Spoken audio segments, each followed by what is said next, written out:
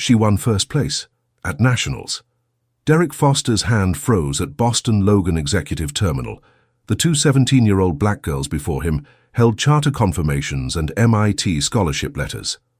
Both of them, Arya added, biotechnology innovation. Derek's professional smile vanished instantly. These don't match our system. He grabbed his phone. Security? Possible fraud situation. Our father booked this through your corporate portal, Maya said calmly, showing the email confirmation. Your father. Derek's disbelief carried across the terminal. Within minutes, passengers were recording, whispering, assuming they were witnessing attempted fraud by two teenagers. Security guard Travis Coleman's invasive pat-down was deliberate, humiliating.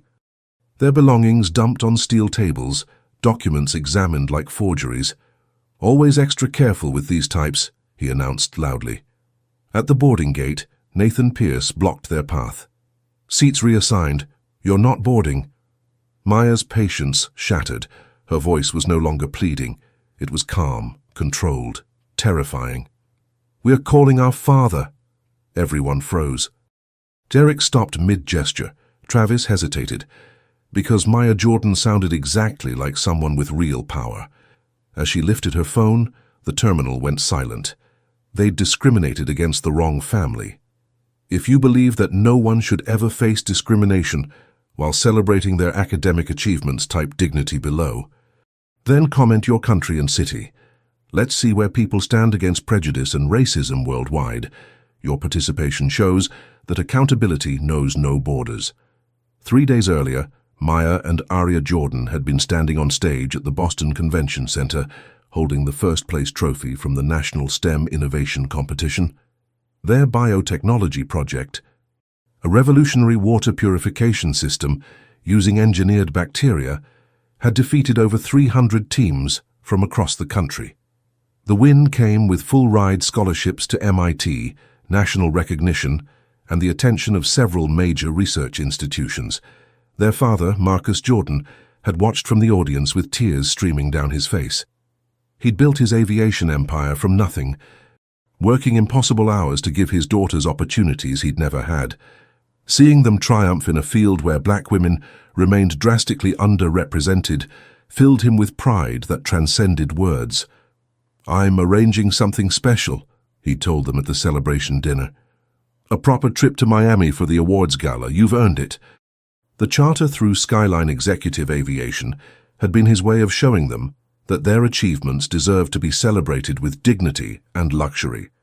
He'd used the company's premium corporate portal, the same system that processed bookings for CEOs and celebrities daily. The confirmation had arrived within minutes, everything perfectly arranged. What Marcus didn't tell his daughters was that Skyline Executive was his company.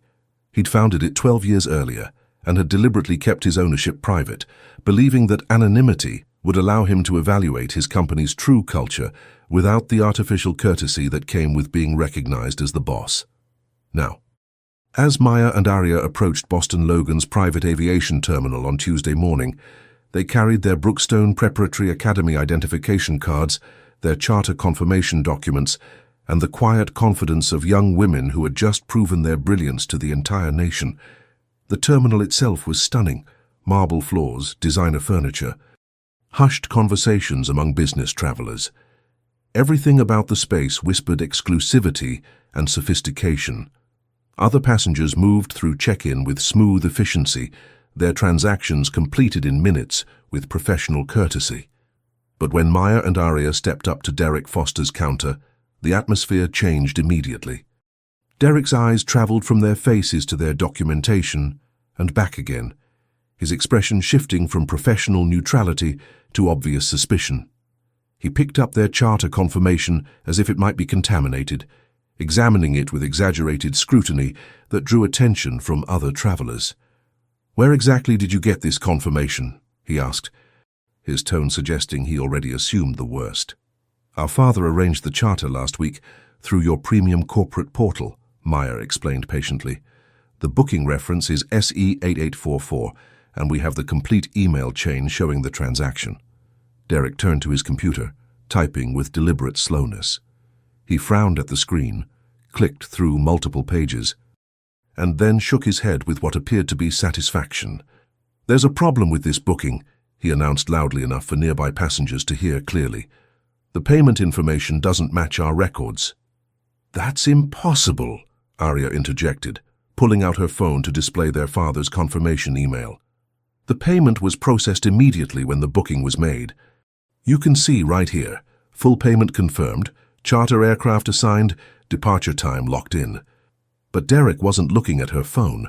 He was already picking up his desk phone, his voice carrying across the terminal with unmistakable accusation. "Security to the main check-in counter, please. I need verification on 2 passengers claiming to have legitimate charter bookings.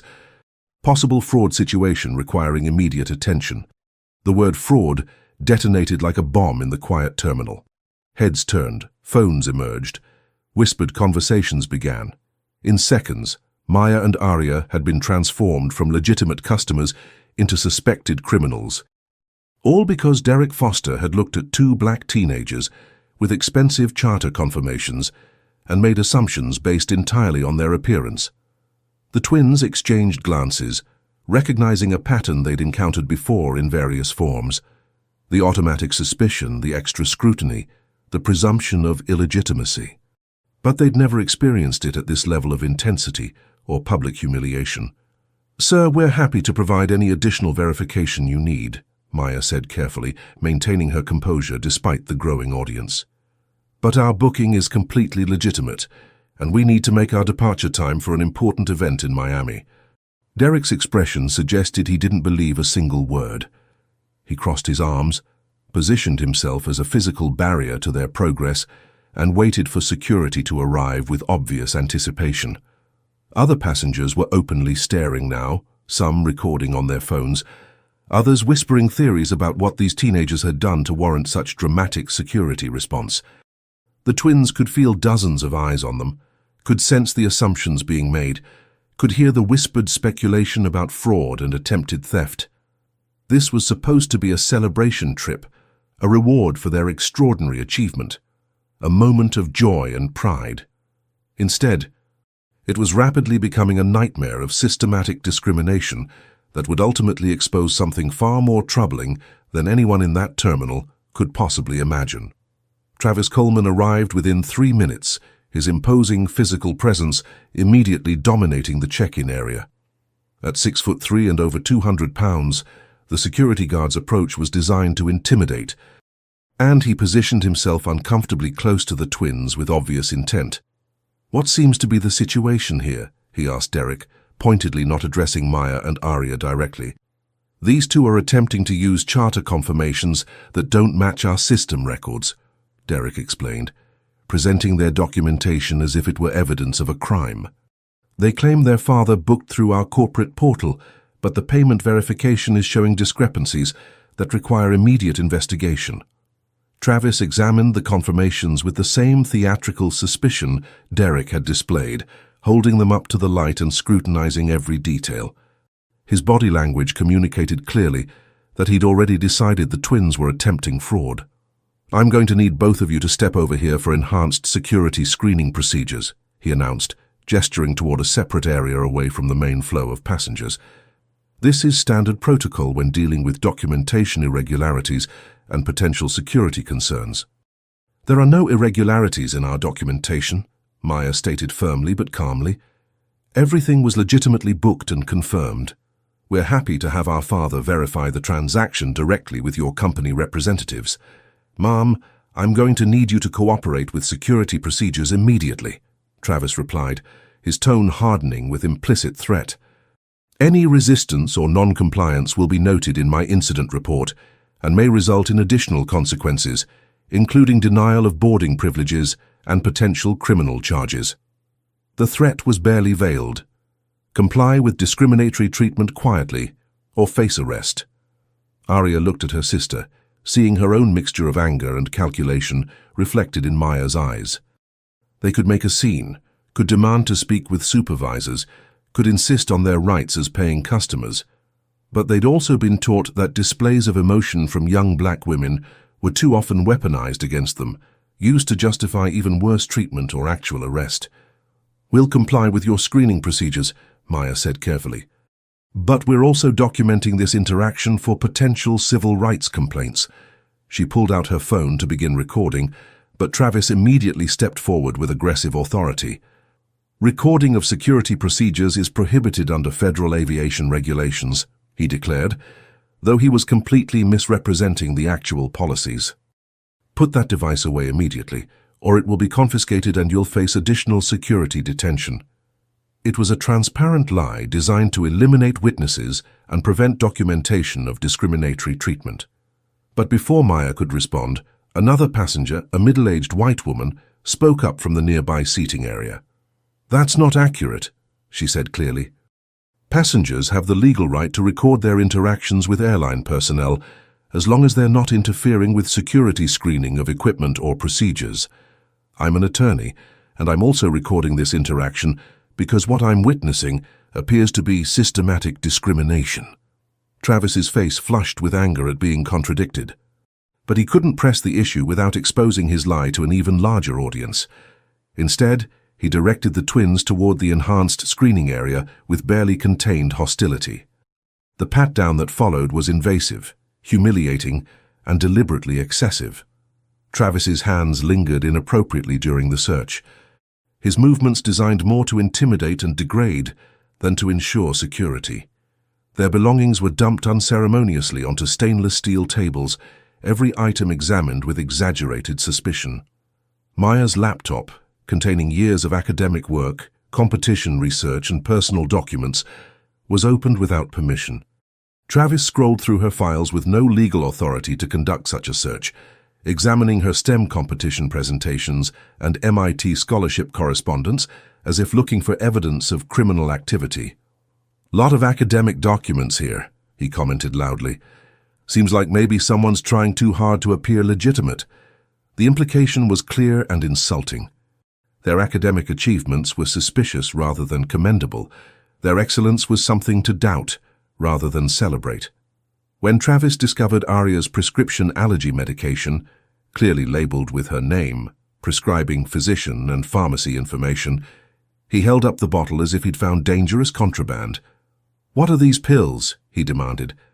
"Cetirizine for seasonal allergies," Arya explained with forced patience.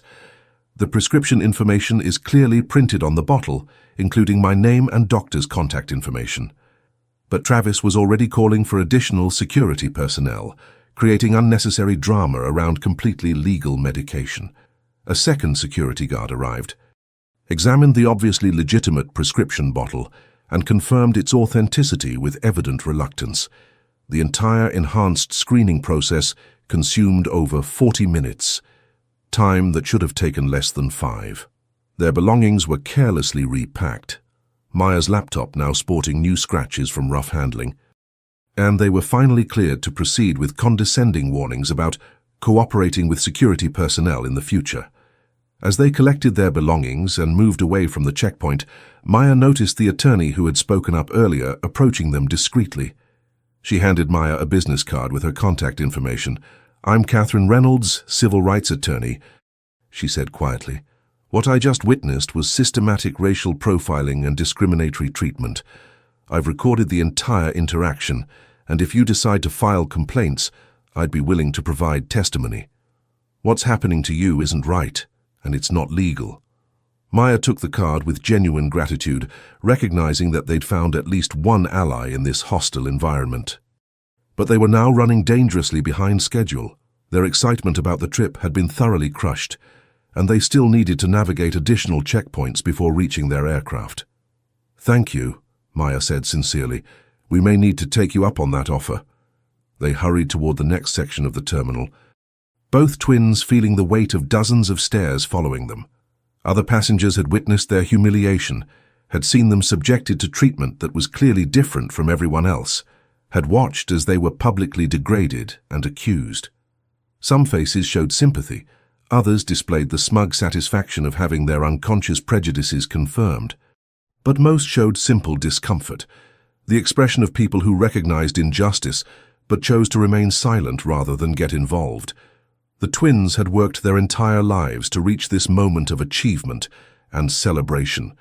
They'd earned the right to travel in comfort and luxury, to receive recognition for their groundbreaking scientific work. But instead, they were being systematically degraded, humiliated, and treated like criminals at every checkpoint. What they didn't know was that the worst discrimination was still ahead of them, and that the phone call they would eventually make would trigger consequences that would transform not just this airport but the entire private aviation industry. The systematic pattern of discrimination they were experiencing wasn't random or coincidental. It was a deliberate feature of a corporate culture that had been allowed to fester for years, while leadership remained willfully blind to the treatment of customers who didn't fit certain profiles. But that blindness was about to be shattered in the most dramatic and public way imaginable. Hungry, frustrated, and increasingly demoralized by the systematic discrimination they'd faced at every checkpoint, Maya and Arya finally reached the terminal's dining area. The Sky Lounge Cafe occupied a prime location with floor-to-ceiling windows overlooking the tarmac, its elegant decor and premium menu clearly designed for the high-net-worth clientele who typically used the private aviation terminal. The hostess station stood at the entrance, where Chelsea Roberts scrolled through her phone with the practiced disinterest of someone who had perfected the art of selective customer service. When she finally looked up and saw the twins approaching, her expression shifted immediately from bored neutrality to obvious disdain. "How many?" she asked curtly. Her tone noticeably different from the warm greeting she'd just given to the white businessman ahead of them in line. "2, please," Maya replied politely, maintaining her composure despite everything they'd endured. Chelsea made an exaggerated show of checking her reservation tablet, scrolling through screens and frowning as if she was solving an impossibly complex logistical problem.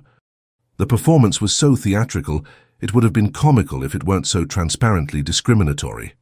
"There's going to be about a 45-minute wait for a table," she announced, with barely concealed satisfaction. Arya glanced around the restaurant in disbelief. Multiple tables sat empty throughout the dining area, with servers visibly cleaning and resetting stations that were clearly available for immediate seating.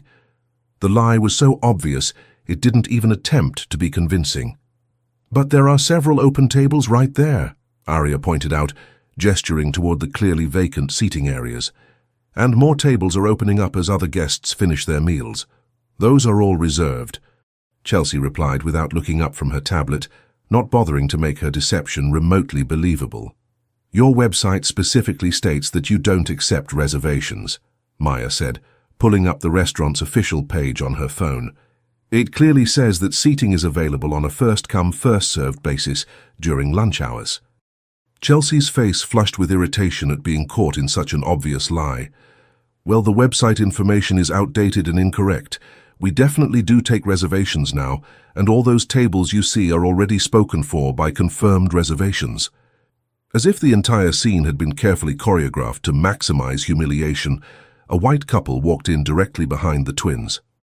Without acknowledging the ongoing conversation or the fact that other customers were clearly ahead of them in line, Chelsea immediately brightened with genuine warmth and hospitality.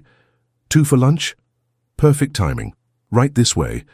I have a beautiful table by the window available immediately." She grabbed menus and personally escorted the couple to one of the supposedly reserved tables, seating them with obvious enthusiasm and professional courtesy that contrasted sharply with the hostility and obstruction she'd shown the twins. "Excuse me," Maya called after her, her patience wearing dangerously thin. "We were here first, and you just told us there were no tables available for 45 minutes. Chelsea turned back with obvious annoyance and barely concealed anger. "Is there some kind of problem?" The question was loaded with threat and invitation to escalate. She was daring them to complain, to make a scene, to give her justification for calling security again.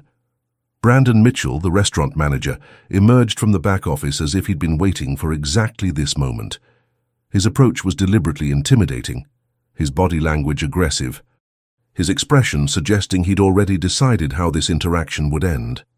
"These girls are causing a disruption," Chelsea explained quickly, deliberately mischaracterizing the entire situation. "I explained our reservation policy and current wait times, but they're demanding immediate seating and questioning our procedures. That's not what happened at all." Maya interjected firmly but calmly. Your hostess told us there was a 45-minute wait because all tables were reserved, but there are clearly open tables throughout the restaurant, and she just seated people who arrived after us. Brandon's expression didn't change even slightly. He hadn't bothered to look at the empty tables, hadn't acknowledged the newly seated couple, and clearly had no interest in hearing their side of the story.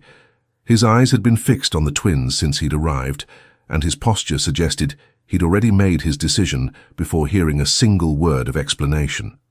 I understand you're disappointed about the wait time, but I'm going to have to ask you to lower your voices, he said, though both girls had been speaking calmly and professionally throughout the entire interaction. We have other guests trying to enjoy their meals in a peaceful environment, and I can't have disruptions affecting their dining experience. The threat was implicit, but crystal clear. Accept discriminatory treatment quietly, or face escalating consequences. Maria Santos, a Latina server who had been watching the interaction with growing concern, approached the group cautiously. She clearly wanted to help, but was visibly afraid of potential consequences from management. Brandon, I can definitely seat them at one of my tables, she offered quietly. Table 12 just finished and is ready to be cleaned and reset. It'll take me 2 minutes to prepare it. Stay out of this situation, Maria, Brandon snapped without even looking at her. Go check on your other customers and let management handle management decisions. This doesn't concern you. Maria hesitated, torn between following direct orders from her supervisor and doing what was obviously right. With an apologetic glance at the twins that conveyed genuine sympathy, she reluctantly retreated. But before leaving, she discreetly slipped her business card into Maya's hand, a small act of solidarity and witness that would prove crucial later. The card included her full name, phone number, and a handwritten note. I saw everything. We'll testify if needed. Look, Brandon said, his voice dropping to a threatening whisper that only the twins could hear. I strongly suggest you find somewhere else to eat. We reserve the right to refuse service to anyone, and right now you're not welcome in this establishment. If you continue to cause problems, I'll have security escort you from the premises, and you'll be banned from this terminal permanently. The message was unmistakable and brutally clear. This wasn't about restaurant policies, wait times, or reservation systems. It was entirely about who belonged in first-class establishments and who didn't. The discrimination that had started at check-in, intensified at security, was now following them to every corner of the terminal. Maya looked at Arya, seeing her own mixture of exhaustion, anger, and determination reflected in her sister's face. They could fight this battle, could demand to speak with higher management, could insist on their rights as paying customers in a public establishment. But each confrontation was consuming precious time, draining their emotional reserves, and bringing them closer to missing their Miami departure. We'll find somewhere else to eat, Maya said quietly, though her voice carried unmistakable dignity despite the humiliation. But we're documenting every interaction, and this discrimination will be reported through proper channels. Brandon's smirk suggested he didn't believe their threats had any substance or consequence. He'd probably dealt with dozens of similar complaints over the years, all of which had been filtered through bureaucratic systems designed to protect employees rather than address discrimination. As the twins walked away from the restaurant, still hungry, now even more demoralized, they could hear Chelsea and Brandon laughing quietly behind them. The sound of their mockery followed the twins down the terminal corridor, a reminder that the people who had just excluded them felt absolutely no shame or concern about their discriminatory behavior. Other passengers who had witnessed the interaction looked away uncomfortably, not wanting to make eye contact or acknowledge what had just transpired. The attorney who had helped them earlier was seated at a different restaurant, and Maya caught her eye. Catherine Reynolds was already taking notes, her expression grim with recognition of the systematic pattern unfolding. The twins found a small coffee kiosk where a young employee, apparently new and not yet indoctrinated into the terminal's discriminatory culture, served them with basic courtesy and efficiency. They grabbed granola bars and coffee, eating quickly while standing near the windows overlooking the aircraft. "We need to call Dad," Arya said quietly, her voice shaking with suppressed emotion. "This has gone way beyond frustrating. This is systematic harassment, and we're going to miss our Miami departure because of discrimination." Maya checked the time on her phone and shook her head with visible reluctance. "His executive committee meeting started 20 minutes ago. His assistant specifically told us he couldn't be disturbed for anything except a genuine life-or-death emergency. He trusted us to handle this trip independently, and he's counting on us to be mature and capable." "This feels like a genuine emergency to me," Arya shot back, her frustration finally showing through her carefully maintained composure. "We'll document everything and tell him tonight when he calls," Maya decided, though doubt was beginning to creep into her voice. "Right now we need to get to our gate before we actually do miss the departure." What they didn't know was that their father, Marcus Jordan, was actually sitting in his private office at that very moment, reviewing customer satisfaction reports that were painting an increasingly troubling picture. As Skyline Executive Aviation's owner and CEO, a position he kept strictly private to allow honest evaluation of company culture, he was discovering patterns of discrimination that he'd never imagined existed within his own organization. The systematic mistreatment his daughters were experiencing in real time was exactly what his confidential reports had been suggesting for months, but he'd been too focused on operational efficiency and financial growth to truly investigate the human cost of his company's culture. That willful blindness was about to end in the most personal and devastating way possible, because the next phone call he received would force him to confront not just isolated incidents of discrimination, but a corporate culture that had systematically failed the very values he thought he'd established. The twins hurried through the terminal toward their departure gate, both carrying the weight of discrimination that had transformed their celebration trip into an exhausting battle for basic dignity and respect. The departure gate for charter flight SE8844 should have represented the end of their ordeal, the final checkpoint before they could finally board their aircraft and put this nightmare behind them. Instead, it became the location where systematic discrimination would reach its most intense and public confrontation.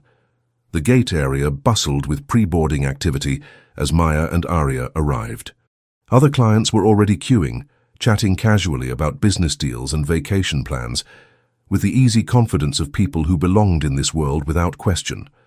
The gleaming Gulfstream G650 sat on the tarmac beyond the windows like a symbol of luxury that seemed increasingly out of their reach, despite having legitimate confirmations. The twins checked their documentation one final time. Their original charter confirmation email, the fraudulent cancellation notice from Derek Foster, Maria Santos's business card, and Catherine Reynolds's attorney contact information. The evidence trail was growing, but so was their exhaustion and demoralization. The gate agent, Olivia Pemberton, processed boarding passes with mechanical efficiency, barely looking up as passengers moved through her station. Her professional demeanor suggested someone who had performed these procedures thousands of times, treating each interaction as just another transaction in an endless series. But when the twins presented their case, showing the original confirmation email versus the current system status, Olivia's expression shifted from neutral efficiency to obvious irritation. "The check-in agent made the appropriate adjustments based on system alerts," she said dismissively, as if discussing routine paperwork rather than potential discrimination. "If there was an error in your original booking, it's been corrected through proper channels." "But here's the complete email confirmation chain," Maya insisted, turning her phone screen toward Olivia to display the evidence. "Our father specifically arranged this charter through your premium corporate portal. This isn't a booking error. This is an unauthorized cancellation without justification or legitimate cause." Olivia finally looked up from her computer with obvious annoyance, her expression suggesting she was being asked to solve an impossibly complex problem rather than verify a simple charter booking that should take 30 seconds to confirm. "I don't see any record of a formal complaint being filed through our customer service department," she said, with bureaucratic indifference. "And even if there was some kind of system error, which I'm not acknowledging, the aircraft is already configured for the current passenger manifest. There's nothing I can do at this point without disrupting service for our other confirmed guests." It was a transparent bureaucratic dodge, and everyone involved knew it. The Gulfstream G650 was configured to accommodate up to 19 passengers in luxury seating, and Olivia had complete authority to restore their charter booking with just a few keystrokes. But she wasn't going to use that authority for two black teenagers who in her mind probably didn't belong on private jets anyway. Aria pulled out her phone to document the interaction, but Olivia immediately became aggressive and hostile. "Recording at the gate area isn't permitted under federal aviation regulations," she snapped, completely misrepresenting the actual policies. "Put that device away immediately, or I'll call security and have you removed from the terminal." "We are not recording security procedures," Aria replied calmly. Maintaining her composure despite mounting frustration, "We're documenting our customer service interaction for potential civil rights complaints, which is our legal right as consumers." "I said, put it away now," Olivia repeated, her voice rising with obvious anger. "Your continued non-compliance is going to result in denial of boarding privileges and immediate removal from these premises." Other passengers were beginning to stare, some with sympathy but most with the uncomfortable expression of people who recognized injustice but chose to remain silent rather than get involved. The pattern was becoming exhaustingly familiar. Witness discrimination. Feel uncomfortable, do nothing. Captain Richard Hayes emerged from the boarding bridge, having completed his final pre-flight checks and safety briefings. As Skyline Executive's most senior pilot, with over 20 years of experience, he commanded significant respect and authority throughout the organization. His appearance suggested someone who took his responsibilities seriously and maintained the highest professional standards. But like many of his colleagues, Captain Hayes had developed deeply ingrained assumptions about who belonged in the world of luxury private aviation. When he noticed the confrontation at Olivia's desk and saw two young black women at the center of it, his expression immediately shifted to suspicion. "Is there a problem here?" he asked, approaching the group with obvious authority. "These passengers are claiming their charter was improperly cancelled," Olivia explained, framing the situation to put the twins in the worst possible light. "They're refusing to accept our system records and are attempting to record gate procedures in violation of federal regulations." Captain Hayes examined their documentation with the same theatrical scrutiny they'd encountered repeatedly throughout the day. He held the papers up to the light, compared them against his tablet, and frowned as if discovering major discrepancies. "These confirmations don't match our current passenger manifest," he announced, though he was clearly reading from information that had been altered by Derek Foster earlier. "I'm seeing significant irregularities that require immediate verification before I can allow boarding." "What kind of irregularities?" Maya asked, though she already knew this was just another iteration of the same discriminatory pattern. "The formatting appears inconsistent with our standard confirmations, and there are discrepancies in the booking codes that suggest possible tampering or modification," Captain Hayes claimed, inventing technical problems that didn't exist. "I'm going to need to see government-issued identification and proof of payment before proceeding." "Here are our student IDs from Brookstone Preparatory Academy," Aria explained, producing their official identification cards. "They include the school seal, our photographs, and authorized signatures from school administrators. They're the same identification we've used successfully at every other checkpoint today." Captain Hayes inspected the IDs with obvious skepticism. "Student identification can be easily fabricated with modern technology. I need something more official, preferably government-issued identification with security features." "We're 17 years old," Maya pointed out with forced patience. "We don't have driver's licenses yet, and Skyline Executive specifically confirmed these IDs were sufficient when our father arranged the booking. We've already been cleared through security using these exact same credentials."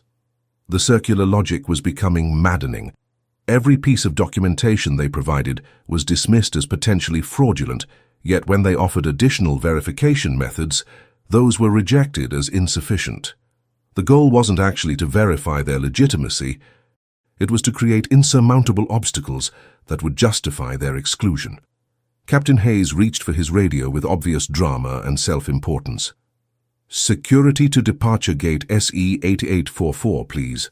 We have a situation requiring immediate assistance and possible passenger removal."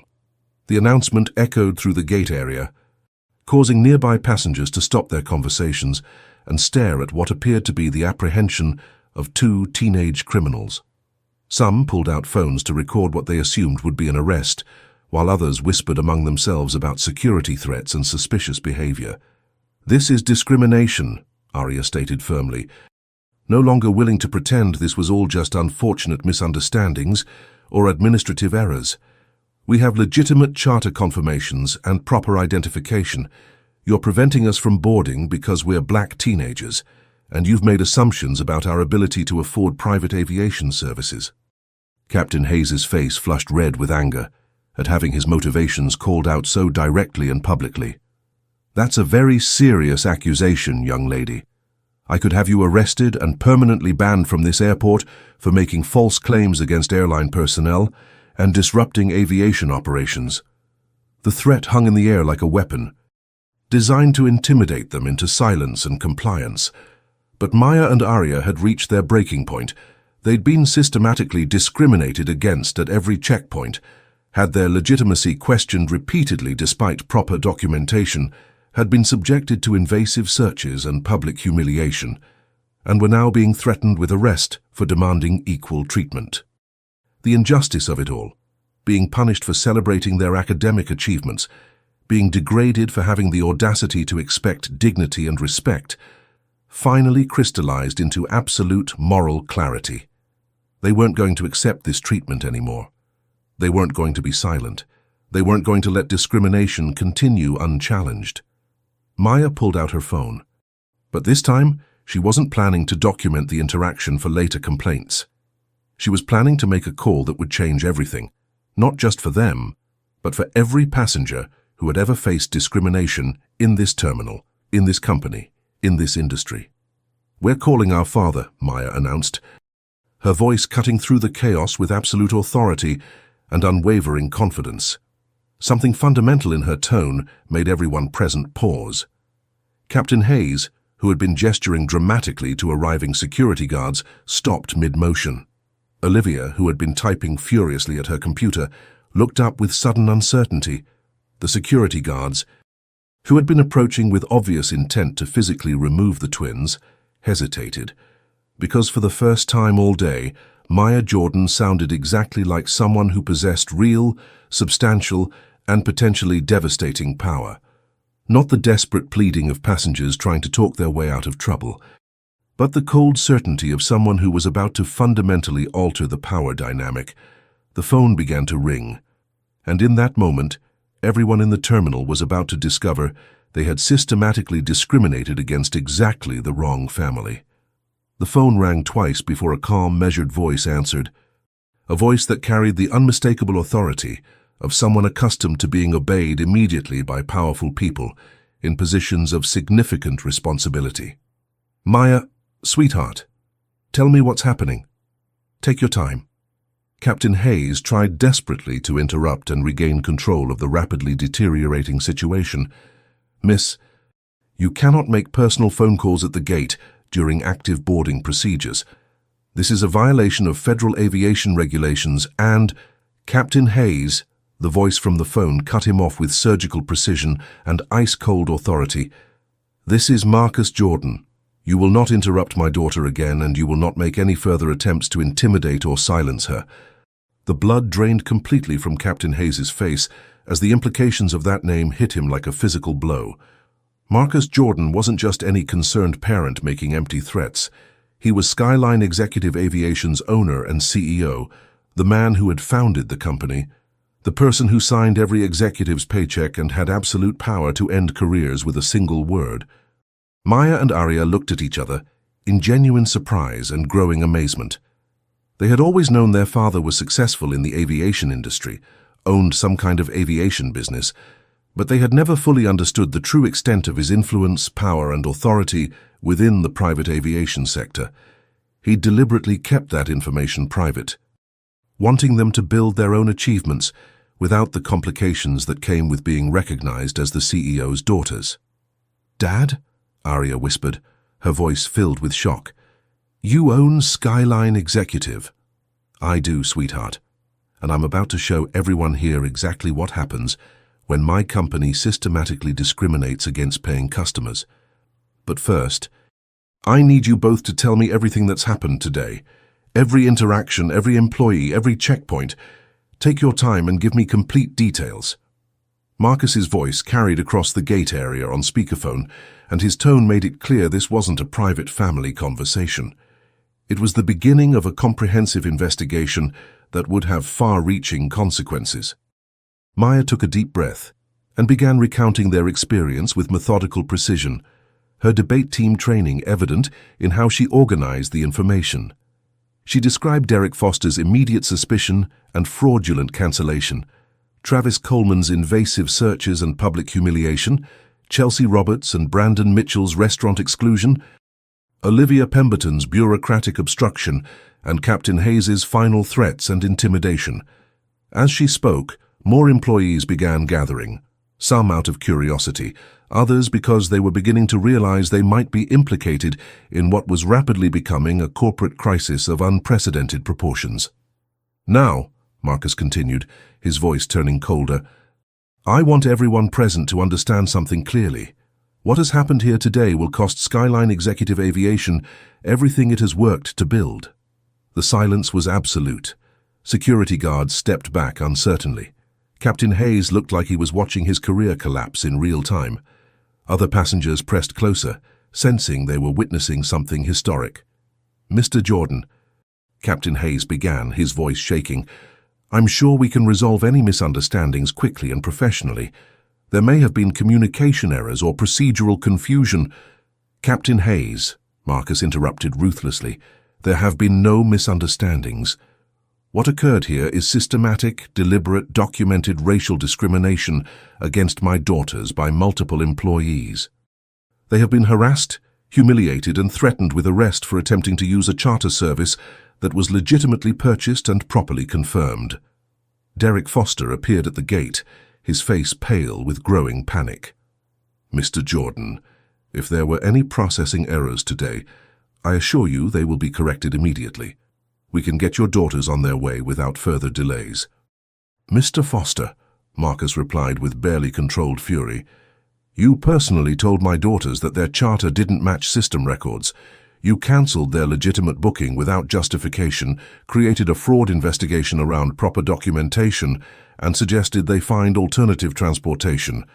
Would you like to explain your decision-making process?"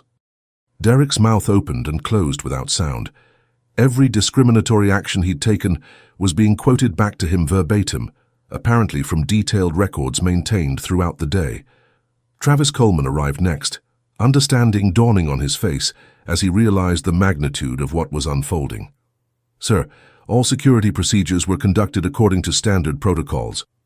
"Mr. Coleman," Marcus cut him off coldly, "you subjected my daughters to invasive searches that violated their privacy, examined their electronics without legal authority, and made public comments about being extra careful with these types, which federal regulations authorize racial profiling based on skin color."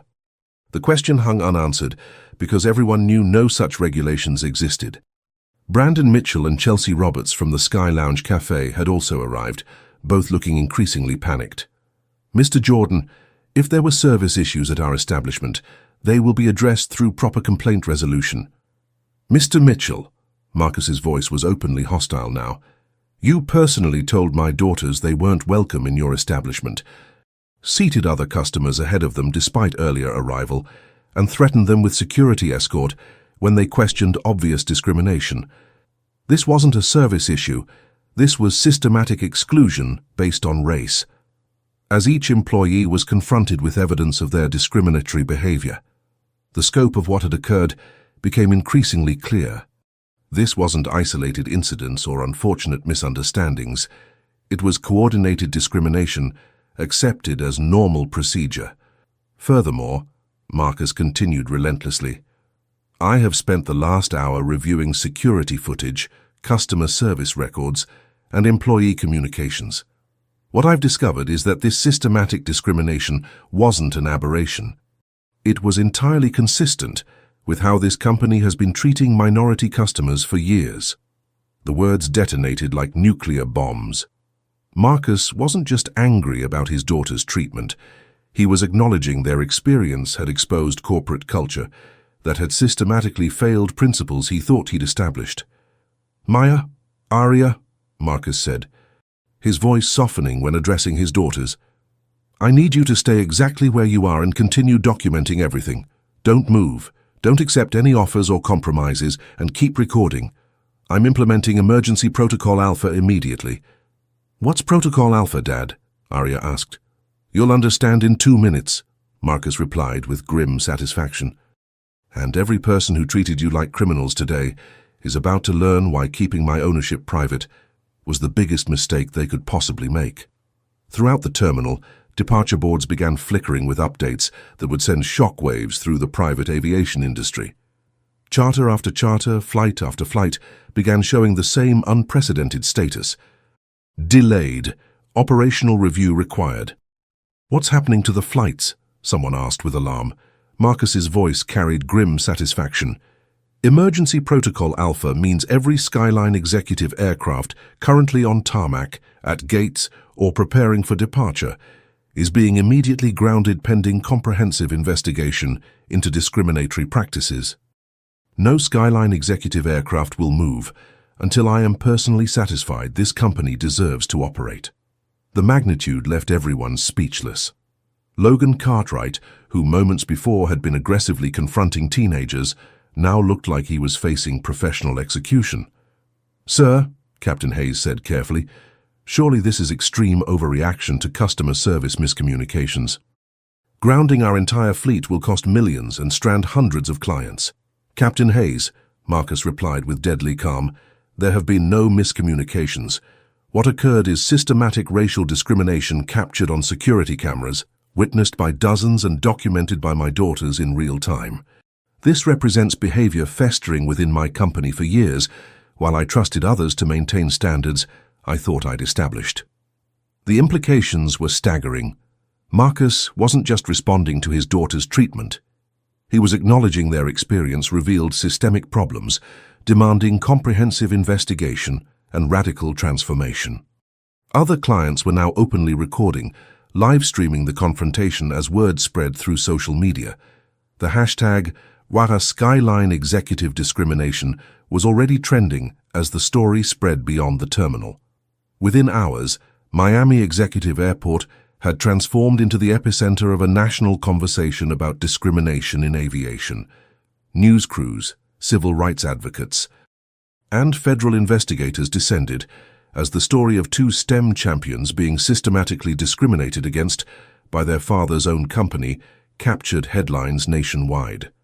The twins stood on the jet bridge, where confrontation had reached its climax, surrounded by growing crowds of supporters and investigators, documenting every detail.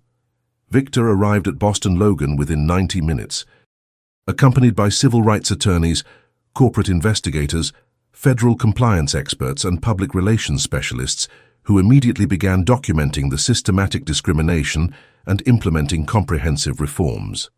When he walked into the terminal, the reunion was deeply emotional and profoundly powerful. The man who had just paralyzed an entire aviation company embraced his daughters with fierce protectiveness. "Dad," Maya said, hugging him tightly, "we're sorry we disrupted your meetings and caused such massive crisis." "Sweetheart," Marcus replied, holding both twins close, "you didn't disrupt anything or cause any crisis. You exposed something that desperately needed exposing. And I'm incredibly proud of how you conducted yourselves with dignity and courage. The crisis was already here. You just forced us to confront it honestly." The investigation that followed was swift, comprehensive, and devastating in findings. Security footage confirmed every detail with crystal clarity. Digital records proved their charter had been legitimately booked without payment issues. Audio recordings captured every discriminatory comment, every false accusation, every intimidation attempt. But investigation revealed something more troubling than immediate incidents: systematic pattern of discriminatory behavior affecting minority customers for years. "Mr. Jordan," reported Jennifer Chen, the lead civil rights investigator, "our preliminary review has uncovered documented pattern affecting at least 73 customers over 3 years. Minority clients were routinely subjected to additional scrutiny, questioned about ability to afford services, and in numerous cases denied service based on employee assumptions about legitimacy. Marcus's jaw tightened with anger and disappointment as he reviewed mounting evidence. How many total customers, and how extensive was the systematic nature? Based on complaints, security footage, and employee communications reviewed so far, we're looking at potentially over 100 documented cases, with actual numbers likely significantly higher due to underreporting. The discrimination appears actively encouraged by middle management, who viewed certain demographics as inherently suspicious customers. The scope was staggering and went beyond anything Marcus had imagined within his own company. The corporate culture he thought he'd established had been systematically undermined by employees who felt entitled to discriminate based on personal prejudices. Derek Foster was among the first to face consequences. His defensive explanation during disciplinary hearing only made his situation worse. "Mr. Jordan, I want you to understand I was simply following procedures I believed were in company's best interests," he said desperately. "When I saw two teenagers with high-value charter, I thought it was my responsibility to verify legitimacy more carefully." "Mr. Foster," Marcus replied with cold precision, "you didn't verify anything carefully.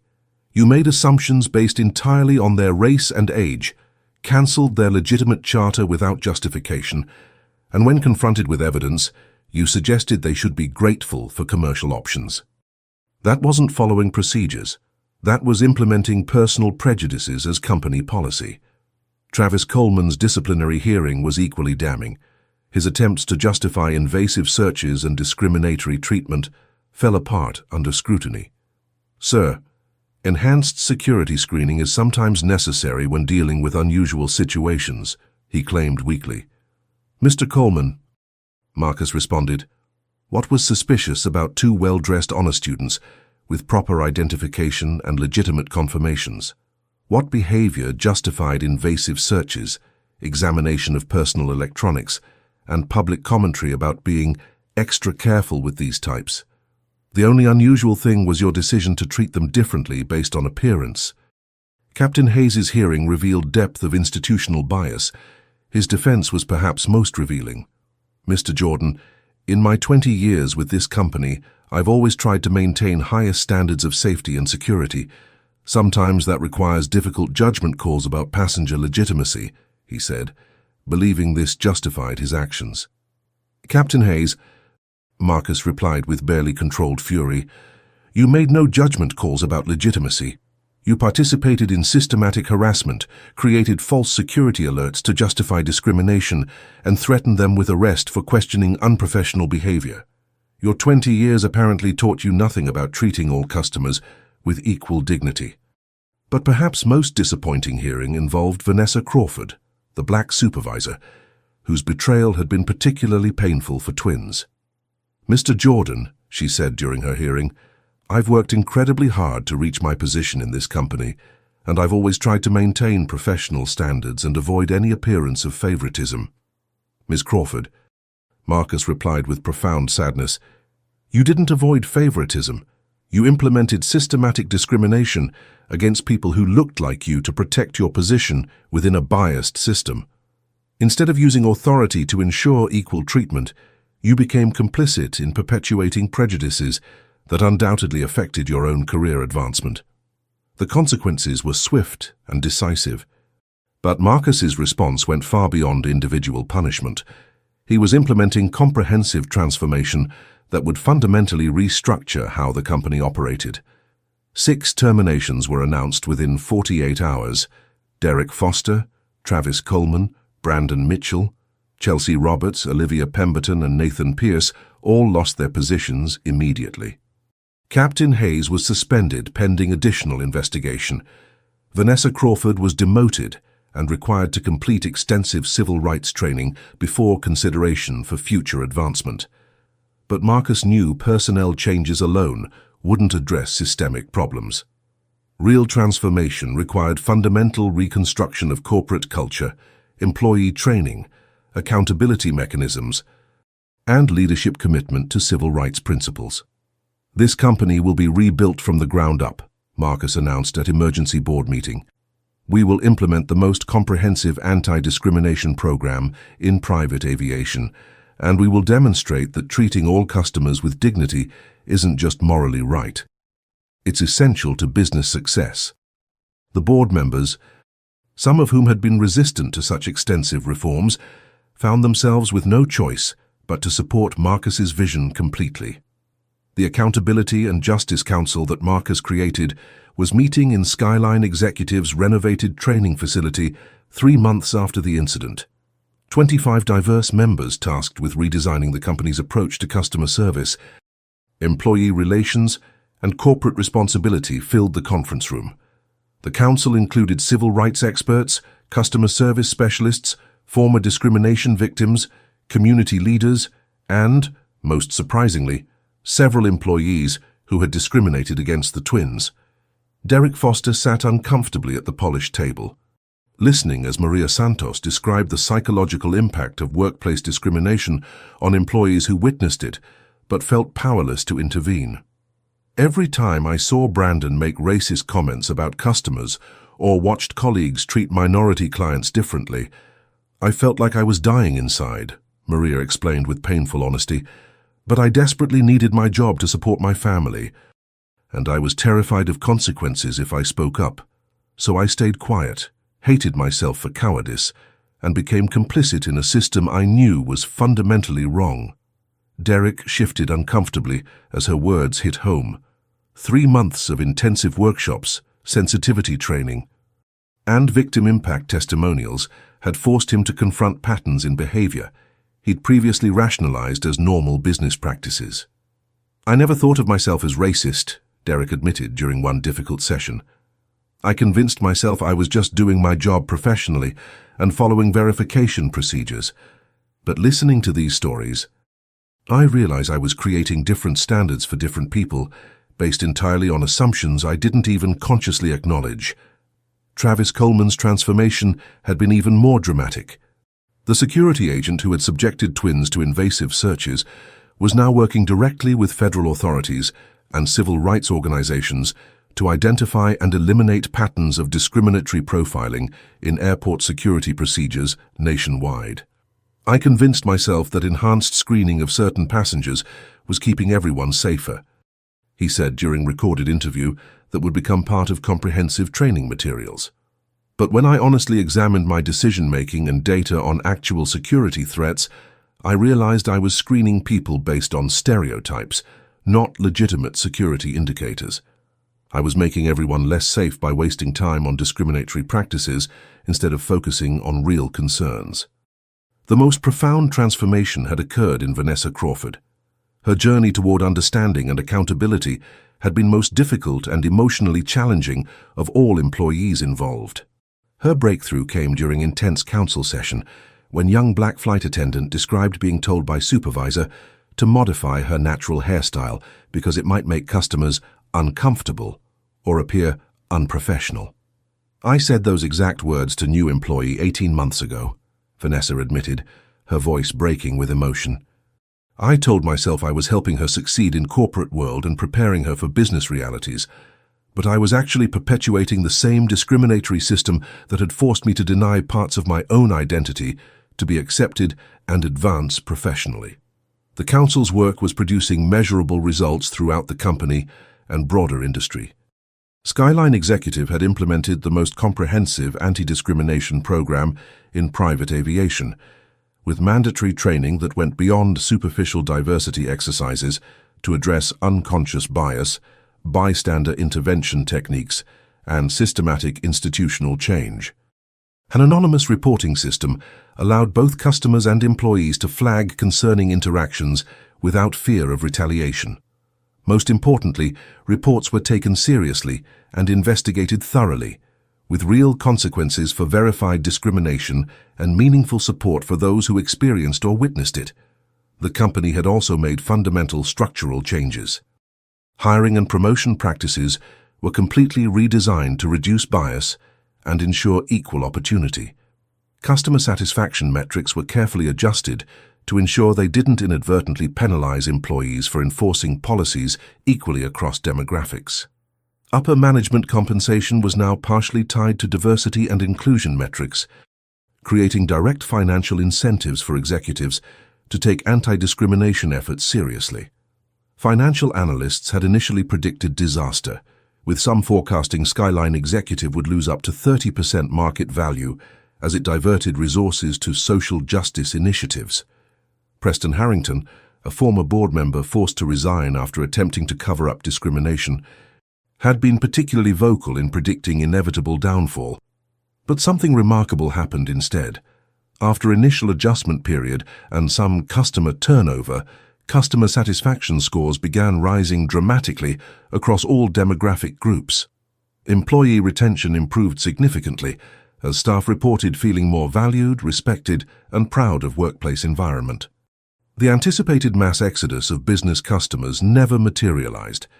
In fact, several major corporations had specifically switched private aviation contracts to Skyline Executive, citing ethical leadership and commitment to civil rights as factors aligning with their own corporate values. We're witnessing something that shouldn't be surprising but unfortunately is. Marcus explained during board meeting 3 months after transformation began, when you treat all customers with genuine dignity regardless of background, when you create workplace where all employees feel valued, and when you demonstrate authentic commitment to civil rights, the entire operation improves dramatically. Discrimination wasn't just morally wrong. It was fundamentally bad business poisoning our corporate culture and limiting growth potential. The twins had become powerful advocates for systematic change, speaking at conferences, consulting with other companies, and working with civil rights organizations to implement similar accountability programs across industries. Their story had inspired young people throughout the country and internationally, demonstrating that individuals could challenge discriminatory systems and create meaningful transformation. But their most important test was still coming. In 1 week, they would be flying Skyline Executive again from Boston to New York to see whether changes were genuine and permanent or merely cosmetic public relations gestures designed to weather media storm. The flight would determine if their courage had created lasting transformation or temporary performance. Stories of courage like Maya and Arya's inspire people worldwide to stand up for what's right and demand equal treatment. These young women proved that challenging discrimination can transform entire industries and create lasting change, protecting future generations. Let us know what country and city you're watching from so we can see how far these powerful messages of human dignity and civil rights are reaching across our global community. 1 year after their experience that grounded an entire aviation company, Maya and Arya Jordan stood once again at Boston Logan's private terminal. They were at the same facility where they'd been systematically discriminated against, the same terminal where they'd been accused of fraud and threatened with arrest, the same location where they'd been forced to document racism and fight for basic dignity. But everything was fundamentally and dramatically different now. The gate agent, a young Latina woman named Sofia Rodriguez, checked their charter confirmation with genuine warmth and professional efficiency. "Good afternoon, ladies. New York today for more speaking engagements?" She processed documentation without excessive scrutiny, treating them with same casual courtesy.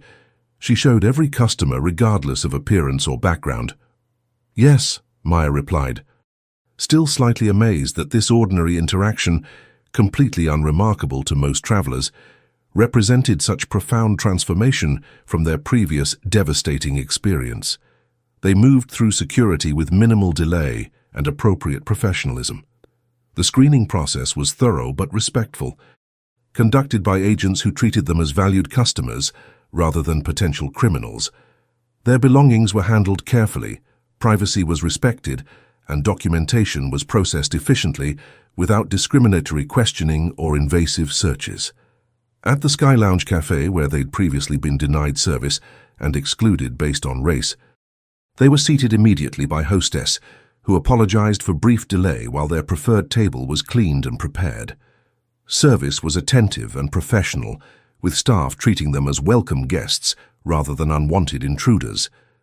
As they boarded their charter aircraft, They were greeted by Captain Maria Santos, a Latina pilot whose natural hairstyle and confident demeanor would have been deemed unprofessional under Skyline executives' previous discriminatory policies. She welcomed them aboard with genuine warmth and pride, representing the kind of authentic diversity the company now embraced rather than merely tolerated. "Welcome aboard, ladies," Captain Santos said with a smile reflecting genuine hospitality. "We're honored to be flying you to New York today, and I hope you have wonderful experience with Skyline Executive Aviation." As aircraft climbed toward cruising altitude, twins reflected on the remarkable journey that had brought them to this moment. The discrimination they'd faced had been real, painful, and traumatic, but their response had created ripple effects they could never have imagined. Derek Foster was now leading comprehensive sensitivity training sessions for customer service representatives throughout aviation industry, using his own transformation from discriminatory employee to civil rights advocate, as powerful example of possibility for redemption and genuine change. His presentations had become mandatory training at over 40 aviation companies nationwide.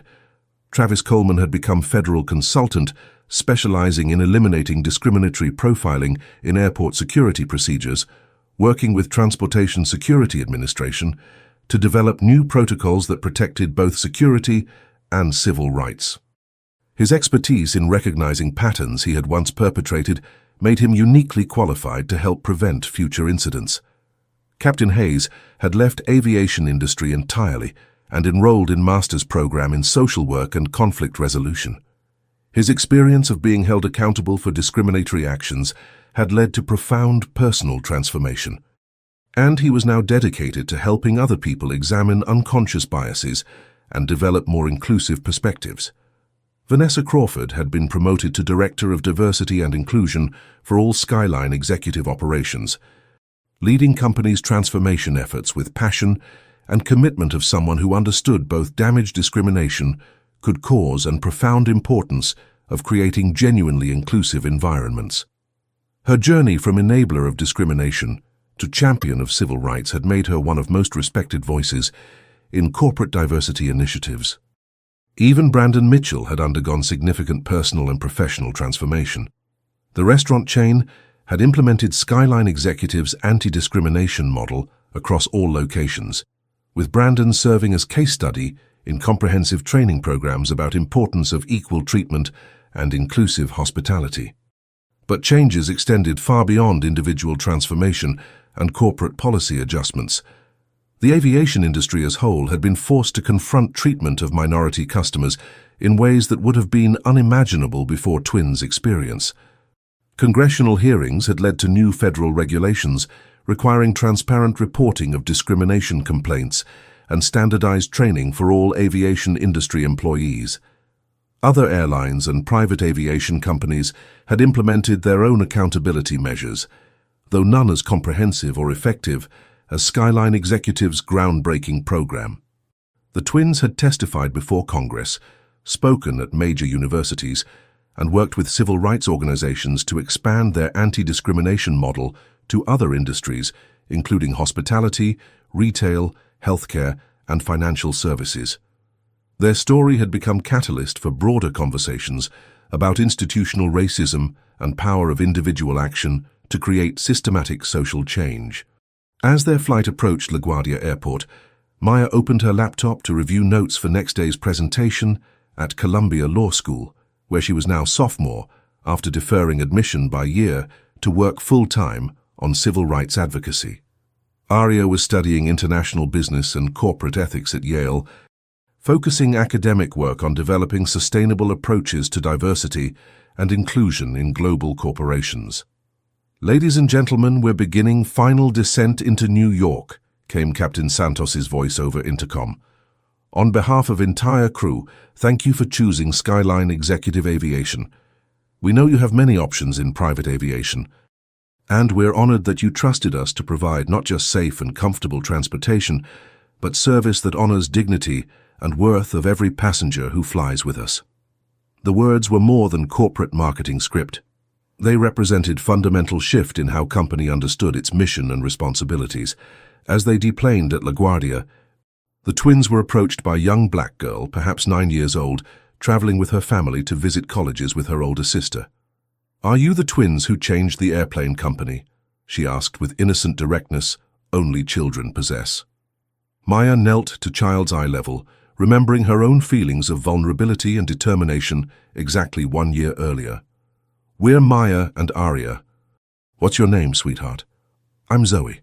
My mum told me that you made it so people like us get treated the same as everyone else when we fly on airplanes." Aria felt tears forming as she realized profound impact of their courage. This child would never know the fear, humiliation, and systematic discrimination they had experienced. She would travel through world with one less barrier to overcome, one less source of anxiety, one less reason to feel like second-class citizen.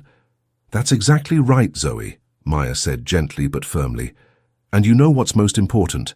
If anyone ever treats you unfairly or differently because of how you look, you have right to speak up and demand better treatment. Your voice matters, your dignity is important, and you deserve to be treated with same respect as everyone else." The child nodded solemnly, absorbing lesson with seriousness it deserved, then ran back to her parents, who smiled gratefully at twins before disappearing into bustling crowd. As Maya and Aria walked through LaGuardia's busy terminal toward their next chapter, they carried profound knowledge that their courage had created something far more significant than individual justice. They had helped build a world where that little girl, and countless others like her, could travel with dignity and confidence, knowing their rights would be protected and humanity would be respected. The twins paused at large windows overlooking tarmac, watching as aircraft from dozens of different airlines prepared for departure. Each plane represented thousands of passengers who would now benefit from industry-wide changes that had stemmed from their refusal to accept discrimination quietly. "Do you ever think about what Dad said that day on JetBridge?" Aria asked thoughtfully. "About how we didn't cause crisis, but exposed one that was already there?" "Every single day," Maya replied, voice filled with quiet pride and determination. "But I also think about what we prove to ourselves and world, that when you refuse to accept good enough as actually good enough, when you demand that institutions live up to stated values rather than hidden practices, real change becomes not just possible, but inevitable." Their phones buzzed simultaneously with news alert that made them both smile.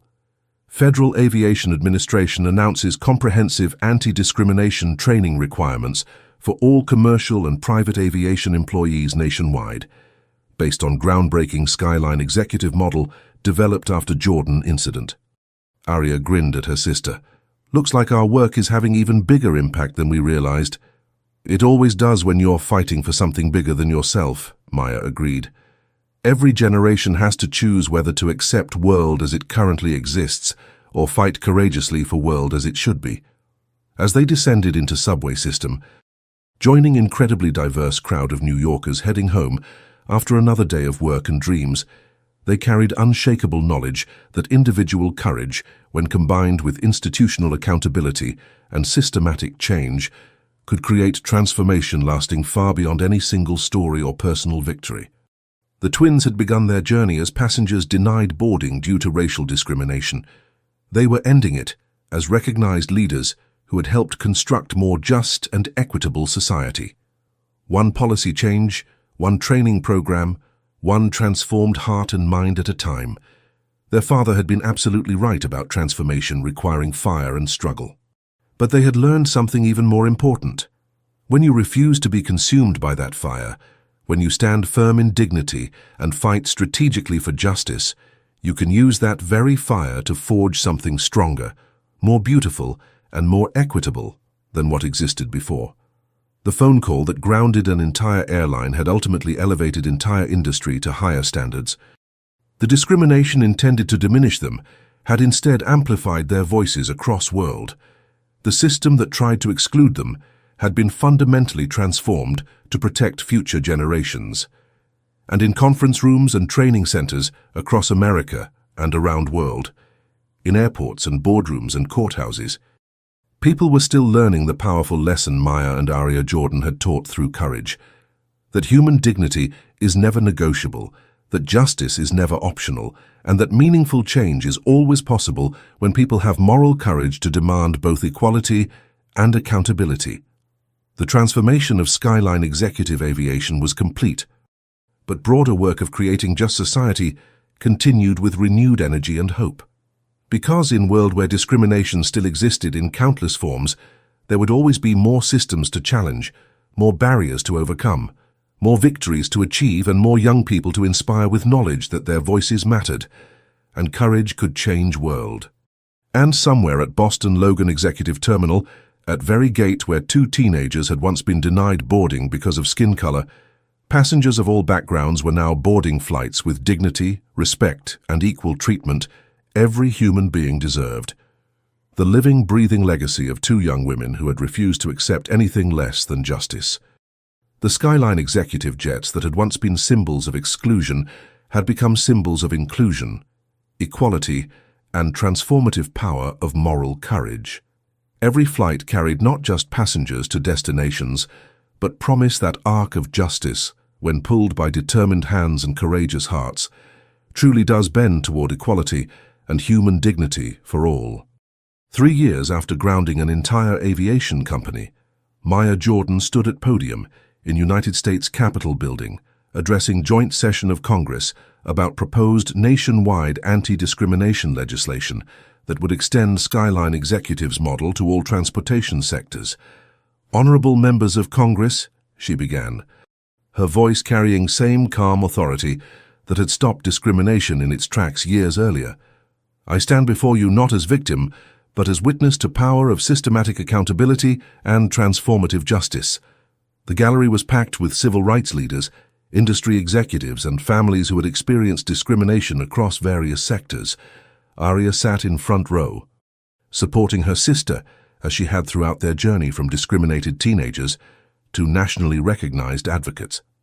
"When my sister and I were 17 years old, we won first place at National STEM Innovation Competition," Maya continued. "We had just earned full scholarships to MIT for developing revolutionary water purification technology. We were celebrating achievement that represented years of hard work, countless late nights, and commitment to using science to solve real problems affecting communities worldwide." Cameras captured her testimony as she described systematic discrimination at every checkpoint, the multiple employees who had participated, the corporate culture that had enabled it, and the comprehensive transformation that had followed. "But here's what I want Congress to understand," Maya said, her voice intensifying with passion. "Our experience wasn't unique or exceptional. It was simply documented, witnessed, and had consequences because our father happened to own the company. Thousands of people face similar discrimination daily, at airports, hotels, restaurants, hospitals, banks, and have no recourse, no accountability, no justice." Senator Patricia Williams, chair of Commerce Committee, leaned forward with obvious interest. "Ms. Jordan, you've reviewed proposed Transportation Equity and Accountability Act. In your expert opinion, what elements are most critical for preventing systematic discrimination?" Maya didn't hesitate. "3 elements are absolutely essential, Senator.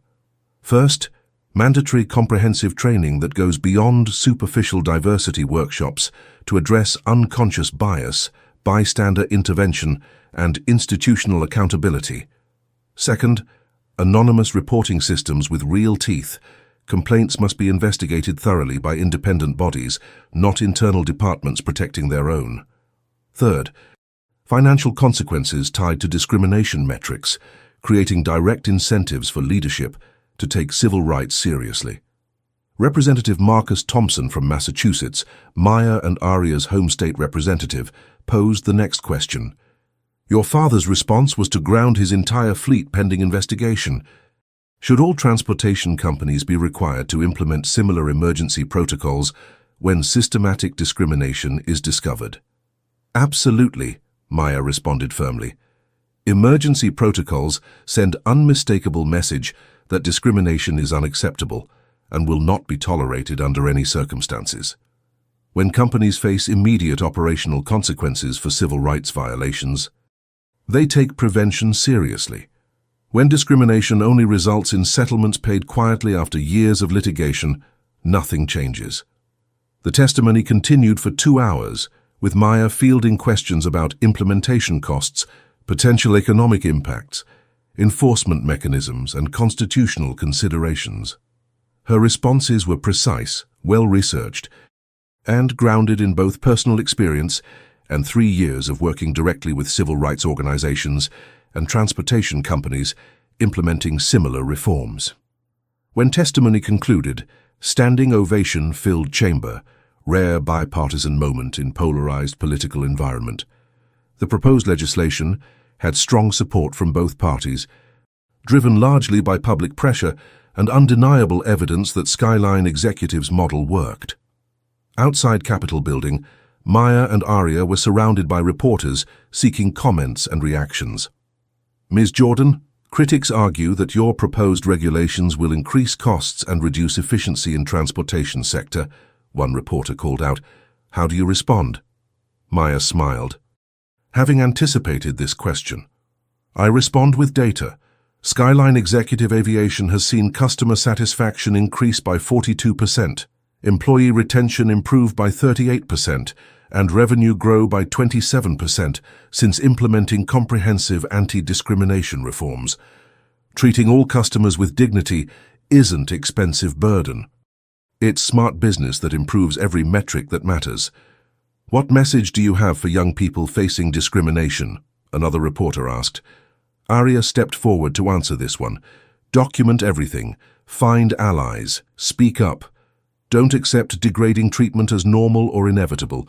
Your dignity matters, your humanity matters, and you have right to demand better. Change doesn't happen because institutions suddenly develop conscience. It happens because brave individuals refuse to accept injustice and fight strategically for accountability. That evening, as twins returned to their shared apartment in Washington, D.C., both now working full-time on civil rights advocacy while pursuing graduate degrees, they received call from their father. I watched your testimony, Marcus said, his voice thick with emotion. Your mother would have been so proud of who you've become and what you're accomplishing. Their mother had passed away when they were 12, but her influence remained powerful presence in their lives. She had been civil rights attorney who had fought tirelessly for justice, and twins knew their advocacy work honored her legacy. We learned from both of you, Dad, Maya said. You taught us that having power means nothing if you don't use it to protect those who are vulnerable. Mom taught us that justice requires courage, persistence, and willingness to make people uncomfortable. Speaking of making people uncomfortable, Marcus continued, I have update you'll want to hear. Preston Harrington, the board member who tried to cover up discrimination and predicted our company would fail, just filed bankruptcy. His consulting firm collapsed after multiple clients dropped him for ethics violations. Meanwhile, Skyline Executive just posted record profits for third consecutive year. The irony was not lost on twins. The man who had insisted discrimination was good business had destroyed his own career, while company that prioritized civil rights was thriving. 6 months after Maya's congressional testimony, Transportation Equity and Accountability Act passed both House and Senate with overwhelming bipartisan support. President signed it into law in ceremony attended by civil rights leaders, transportation industry executives, and families whose experiences had driven reform movement. Maya and Aria stood beside President as she signed legislation that would fundamentally transform how American transportation systems addressed discrimination. The twins, who had been denied boarding 3 years earlier, were now witnesses to systematic change that would protect millions of travelers annually. This legislation exists because 2 young women refused to accept discrimination as normal, President said during signing ceremony. Maya and Aria Jordan didn't just fight for their own dignity. They fought for principle that all Americans deserve equal treatment, regardless of race, gender, religion, or any other characteristic. Their courage has created lasting transformation.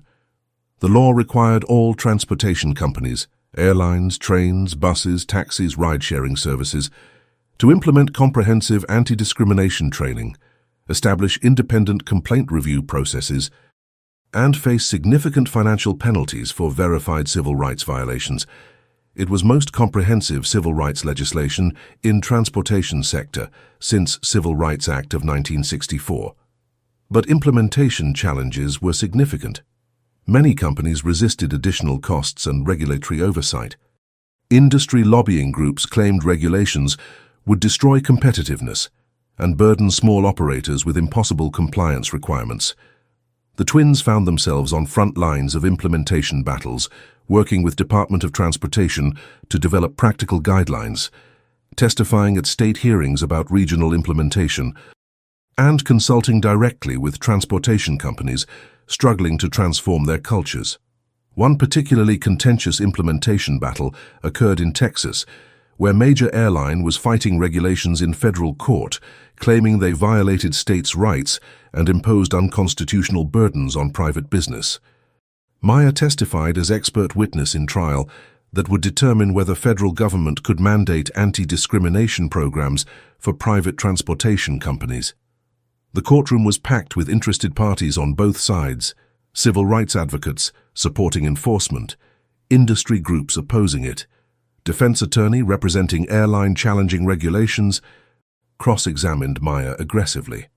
Ms. Jordan, you've built your career on single incident of discrimination. Isn't it true that you have financial interest in promoting regulations that require expensive consulting services you now provide? Maya remained calm, having expected this line of attack. I provide consulting services free of charge to any transportation company genuinely committed to civil rights. I've never accepted payment for advocacy work. My interest isn't financial. It's ensuring no other young person experiences the humiliation and degradation my sister and I faced. But isn't it true, the attorney pressed, that your father's company benefited enormously from publicity surrounding your incident? Skyline executives saw significant revenue increases after implementing reforms you now advocate. Skyline executives' revenue increased because treating all customers with dignity improved service quality, employee morale, and brand reputation, Maya responded evenly. The company thrived not despite anti-discrimination reforms, but because of them. That's precisely why these regulations benefit everyone, including the businesses implementing them. The attorney shifted tactics. Ms. Jordan, you were 17 when this incident occurred. Isn't it possible you misinterpreted routine security procedures as discrimination? Couldn't your father's overreaction have been protective rather than justified? Maya's eyes flashed with controlled anger. I have security footage, audio recordings, witness testimony from attorneys and other passengers, and written admissions from employees involved. Multiple investigations, including Federal Civil Rights Review, concluded systematic discrimination occurred. This isn't interpretation or overreaction, it's documented fact. The judge intervened. Counsel, unless you have evidence contradicting federal investigations, I suggest moving to different line of questioning. The trial continued for 3 days, with transportation industry experts, civil rights scholars, and federal regulators testifying about necessity and constitutionality of regulations. When verdict came, it was decisive. Federal government had clear authority to mandate anti-discrimination programs in interstate transportation, and regulations were constitutional and necessary. The ruling set precedent that would be cited in dozens of subsequent cases as other companies attempted to challenge regulations. Each challenge failed, strengthening legal framework protecting travelers' civil rights. Meanwhile, Aria's work focused on international expansion of anti-discrimination model. She was consulting with European Union transportation authorities, helping them develop similar frameworks adapted to different legal and cultural contexts. The challenge in Europe, Aria explained during presentation at International Transport Forum in Leipzig, is balancing anti-discrimination protections with varying national laws and cultural expectations.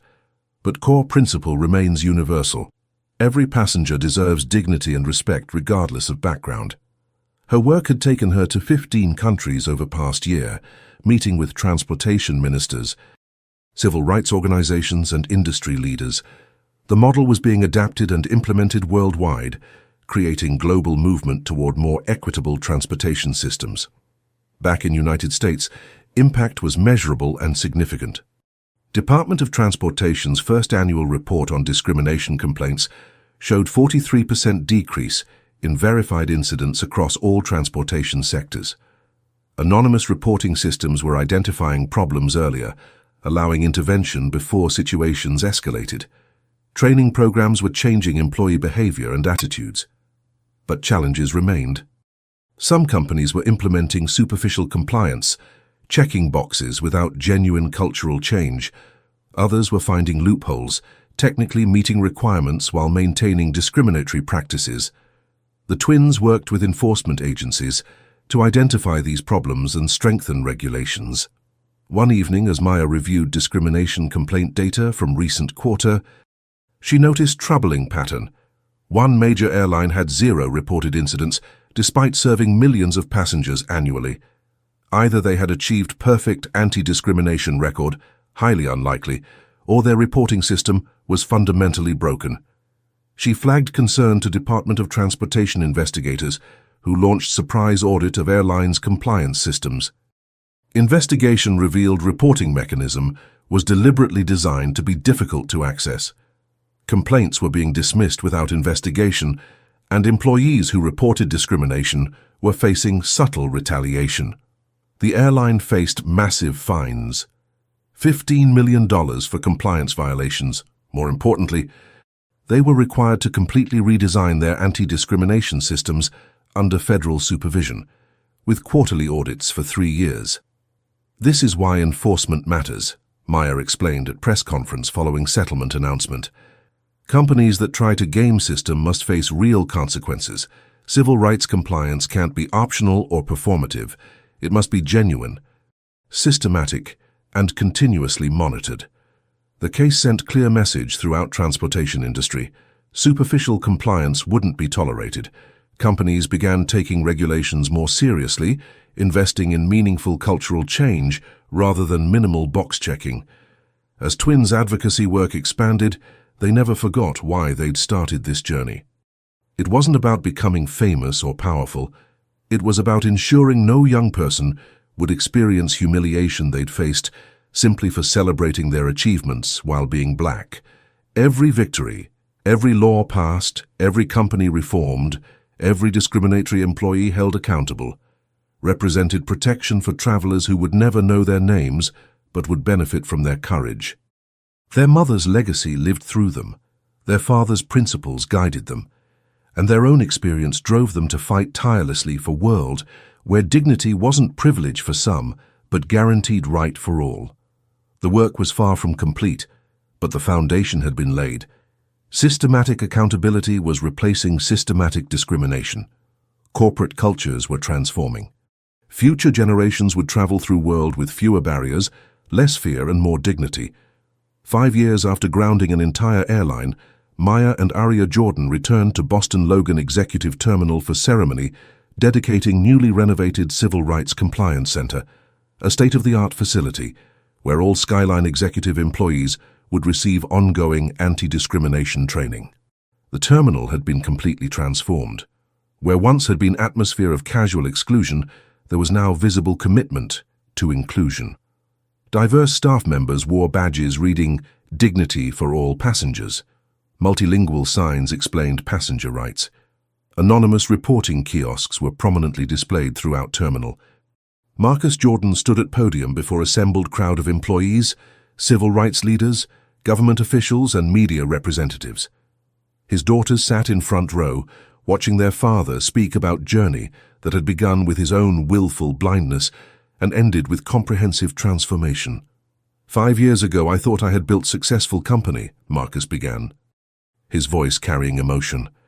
I measured success in revenue, fleet size, market share, but I was blind to systematic discrimination poisoning my corporate culture and destroying lives of customers who trusted us. He paused, looking directly at his daughters. It took my own children being degraded and humiliated in my own terminal to open my eyes. That's shameful admission, but it's honest one. I should have been monitoring culture more carefully. I should have listened to warning signs. I should have prioritized human dignity over operational efficiency. The audience sat in respectful silence as Marcus continued. But Maya and Aria didn't just expose problem. They showed us path forward. They demonstrated that holding institutions accountable requires courage, documentation, persistence, and willingness to make powerful people uncomfortable. Most importantly, they proved that doing right thing isn't just morally correct. It's good business. Statistics displayed behind him told compelling story. Skyline executive had grown from regional carrier to national leader in private aviation. Customer satisfaction scores were highest in industry. Employee retention exceeded 90%, unprecedented in aviation sector. Revenue had tripled in 5 years. We didn't succeed despite prioritizing civil rights, Marcus emphasized. We succeeded because we prioritized civil rights. Dignity isn't burden, it's foundation of excellence. The ceremony included remarks from several key figures in transformation story. Derek Foster, now Director of Cultural Transformation, spoke about his journey from discriminatory employee to advocate for change. I was raised in an environment where certain assumptions were accepted as normal, Derek explained honestly. I thought I was a good person while perpetuating harmful systems. It took being confronted with consequences of my actions and undergoing intensive education about unconscious bias to recognize patterns I'd internalized. I'm grateful for opportunity to help others avoid mistakes I made. Travis Coleman addressed audience via video link from Transportation Security Administration headquarters, where he now developed training programs for security personnel nationwide. My transformation began when I was forced to watch footage of myself conducting invasive searches of 2 innocent teenagers, Travis said. Seeing my own behavior from outside perspective was devastating. I had convinced myself I was protecting people while actually traumatizing them based on prejudices I didn't even acknowledge. Every day now, I work to prevent other security professionals from making same mistakes. Captain Maria Santos, now Skyline Executive's Chief Pilot and Director of Aviation Excellence, spoke about how companies' commitment to authentic diversity had transformed operations. When I was hired 3 years ago, I was told to be myself. Natural hair, authentic voice, whole person, Maria explained. Previous airline had required me to suppress parts of my identity to appear professional. Skyline Executive's definition of professionalism includes authenticity, and that cultural shift has attracted most talented, diverse pilot corps in private aviation. The ceremony concluded with twins unveiling plaque at entrance to Civil Rights Compliance Center. It read, "Dedicated to the principle that human dignity is never negotiable." Inspired by Maya and Aria Jordan, who refused to accept discrimination and transformed an industry. Afterwards, as reception continued, young woman approached twins nervously. She appeared to be in early 20s, wore hijab, and carried herself with mixture of determination and anxiety. "Ms. Jordan, both of you. I wanted to thank you," she said quietly. "I'm Amira Hassan. 2 years ago, I was removed from commercial flight because another passenger felt uncomfortable with Muslim woman sitting near them. I filed complaint using system your advocacy helped create. The airline investigated, apologized, compensated me, and fired employee who removed me. Without framework you built, I would have had no recourse." Maya embraced her warmly. "Your courage in filing complaint and demanding accountability is what makes system work. We created framework, but people like you who use it are what forces real change." As reception ended and guests departed, twins stood alone in newly dedicated center, reading training materials that would shape next generation of transportation employees. "Do you ever think about that morning 5 years ago?" Aria asked. "Standing at Derek Foster's counter with our MIT acceptance letters, so excited about celebrating our achievement." "Every day," Maya replied. "And I think about all the people who face similar discrimination without documentation, without witnesses, without powerful father to intervene. We were lucky, not in what happened to us, but in ability to fight back effectively. They walked through terminal one final time, observing transformation they'd catalyzed. Every employee they passed greeted them warmly. Every system they'd helped design was functioning properly. Every policy they'd advocated was being implemented faithfully. A family, black parents with 3 children, moved through check-in process with ease and dignity that should always have been guaranteed. Mother noticed twins watching and smiled with recognition. "Thank you," she mouthed silently. That simple gesture encapsulated everything twins had fought for. Not fame, not recognition, not revenge against those who discriminated against them, but fundamental transformation, ensuring future generations could travel through world with dignity intact. As they exited terminal into crisp Boston evening, Aria's phone buzzed with news alert. International Air Transport Association announces adoption of Jordan Protocol, comprehensive anti-discrimination framework, as mandatory standard for all member airlines worldwide. Their local victory had become global transformation. Their personal trauma had catalyzed systematic change. Their refusal to accept discrimination had elevated entire industry. Mom would be proud, Maya said softly. She would, Aria agreed, but she'd also remind us the work isn't finished. As long as discrimination exists anywhere, there's more fighting to do. They walked toward subway station, joining evening crowd of commuters, just two young women among thousands, indistinguishable except for knowledge that their courage had changed world. The phone call that grounded Airline 5 years earlier had ultimately elevated humanity's commitment to dignity and justice. And somewhere tonight, young person facing discrimination would remember their story, find courage to speak up and continue work of building more equitable world. Because that's how transformation happens. Not through single heroic act, but through accumulated courage of individuals who refuse to accept injustice and fight persistently for change. Maya and Aria Jordan had started that fight at 17. At 22, they were still fighting, and they would continue fighting until dignity was guaranteed reality for everyone, not aspirational goal. The work continued, the transformation deepened, and the legacy of two STEM champions who refused to be silenced lived on in every passenger who traveled with dignity they deserved. Thank you to everyone who typed dignity and shared your locations with us. Seeing this global community united for accountability and truth proves that justice is a universal human value. If this story moved you, please subscribe for more stories of courage triumphing over systemic discrimination. Until next time, remember that speaking up against injustice creates lasting change for future generations.